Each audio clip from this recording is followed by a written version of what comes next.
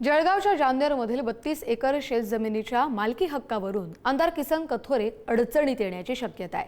अंबरनाथमधील व्यावसायिक विश्वनाथ पनवेलकर यांनी महसूल नोंदींमध्ये कथित फेरफार केल्याचा गंभीर आरोप केलाय। कथोरे यांच्या पत्नीच्या नावाची नोंद कोणताही दिवाणी न्यायालयाचा आदेश नसताना कमी करण्यात आल्याचा त्यांचा दावा आहे आणि या प्रकरणात पोलिसांकडून कारवाई न झाल्याने पनवेलकर यांनी न्यायालयाचा दरवाजा ठोठावलाय। कथोरे यांनी मात्र या प्रकरणावर प्रतिक्रिया देण्यास नकार दिलाय। जे ॲफिडेविट दिलेले आहेत ते संपूर्ण खोटे आहेत, त्याच्यात पुरी माहिती नाही। दुसरा एकदम अतिमहत्त्वाचा मुद्दा म्हणजे त्यांनी जी बिलखेडा जामनेर तालुका जिल्हा जळगाव इथे फेरफार केलेले आहे, त्यांच्या मिसेसच्या नावाची जागा दुसऱ्याच्या नावावर केलेली आहे। त्याच्यामध्ये कुठलाही रजिस्ट्रेशन झालेलं नाही, कुठलीही स्टॅम्प ड्युटी भरलेली नाही, गिफ्ट पण दान केलेलं नाही, असं कुठलाच विषय नसताना ही नावावर झाली कशी?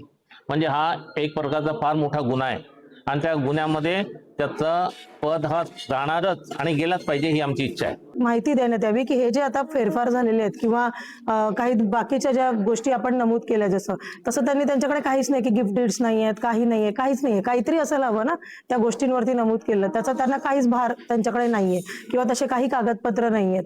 मग जर ते असेल तर त्यांनी ओपनली हे करावं आणि मग न्यायव्यवस्थेने पण आम्हाला त्याचा एक व्यवस्थित आढावा द्यावा की आम्ही अशी चौकशी केली आणि चौकशी अंतर्गत आम्हाला हे सापडलेलं आहे। फक्त आम्हाला एकच म्हणायचं आहे की जे काही फेरफार झालेले आहेत, जे पण झालेले आहे ते आमच्या समोर किंवा सर्वांसमोर, आपल्या सर्वांसमोर ते क्लिअर मांडलं जातं।